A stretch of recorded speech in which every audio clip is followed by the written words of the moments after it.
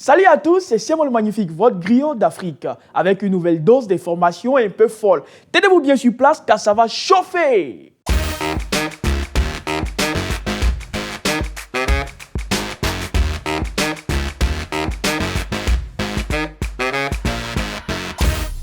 Au Kenya, malheureusement, tous ne peuvent pas se procurer des produits de soins corporels élémentaires et les femmes en souffrent le plus. Il s'agit de certaines qui n'arrivent pas à s'acheter des serviettes hygiéniques et ce n'est pas du tout amusant. Je ne peux pas imaginer comment se sentait la pauvre fille kenyenne qui a taché son uniforme pendant ses règles. En effet, il y a un instituteur local qui l'a traité de sale et l'a demandé de quitter la salle. Et cela n'est pas resté sans attention. Quand elle est rentrée à la maison, elle a commencé à raconter l'histoire à sa mère. Et sa mère étant allée chercher de l'eau, à son retour, la fille s'était déjà pendue. C'est angoissant qu'on puisse traiter une petite fille de la sorte. La police n'a pas réagi aux plaintes de sa mère. Et en gros, ils ont essayé d'étouffer l'affaire et ça n'a pas marché. La famille endeuillée a organisé une manifestation. C'était une foule composée de 200 parents indignés. On a dû même utiliser du gaz lacrymogène. La police a donc procédé à 5 arrestations lorsqu'elle a appris que certains manifestants ont bloqué la route qui mène à l'école et forcé le portail de la dite école. Et c'est seulement comme ça qu'on a pu attirer l'attention sur cette histoire. L'enquête bat son plein temps et l'école où les instituteurs harcèlent les élèves est restée fermée. Il y a quelques années, le Kenya a adopté une loi permettant de fournir gratuitement du tampon aux écolières. Et pourtant, dans la pratique, rien n'a changé. Et c'est maintenant, seulement maintenant, qu'on commence à traiter cette histoire au plus haut niveau. Malheureusement, tous ces faits, enquêtes et remises en question ne peuvent pas faire revenir la jeune fille, ni aider la famille en deuil. Moi, j'espère tout de même que cette histoire aura des suites, pour ne pas qu'au XXIe siècle, une telle atrocité se répète quelque part dans notre monde.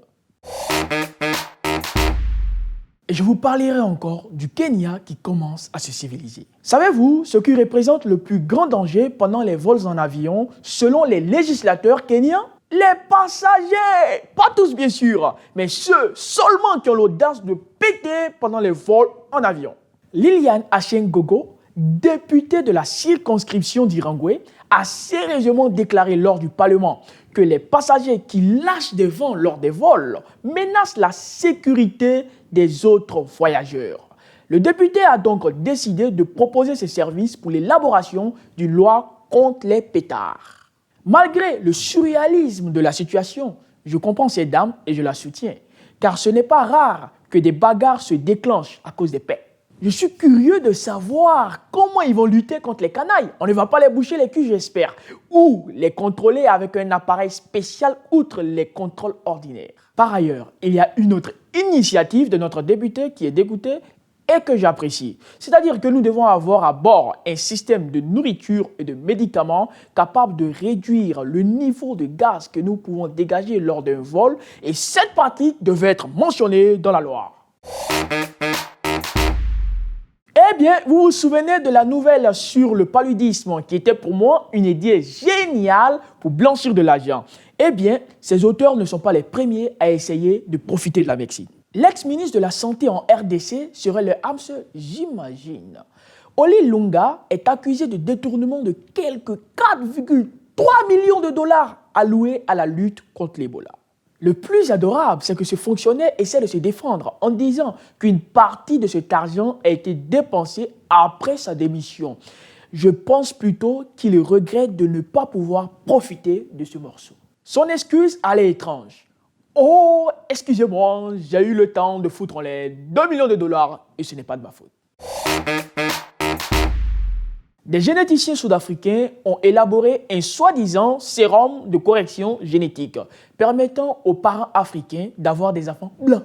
Selon les généticiens sud-africains, le sérum sera bientôt approuvé par le ministère de la Santé et ensuite il sortira sur le marché. C'est quoi ce bordel? Les défenseurs des droits de l'homme ont condamné les scientifiques sud-africains et ont promis d'arrêter toutes les recherches dans ce domaine. Comme vous le savez, si des parents blancs ont un enfant noir, quelqu'un aura une raclée. Mais si des parents noirs ont un enfant blanc, qui sera blâmé? La femme ou des scientifiques? Mais il n'y a rien de mauvais à avoir un enfant noir. Pour moi, il n'y a pas d'autre problème en Afrique. Il vaut mieux qu'on s'occupe d'Ebola et du paludisme. Oh, qu'ils sont débiles ces intellectuels. Et je finirai par ma nouvelle préférée. Vous vous rappelez de la jeune fille kenyane?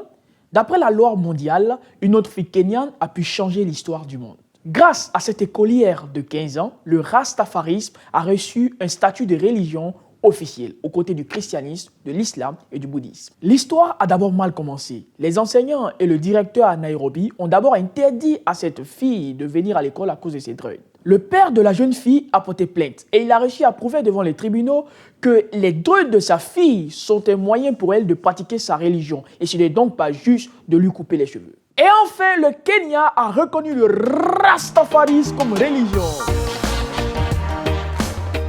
Je pense que les Druides m'iraient bien et j'aimerais bien aller vivre là-bas si ce n'était pas l'absence des produits hygiéniques.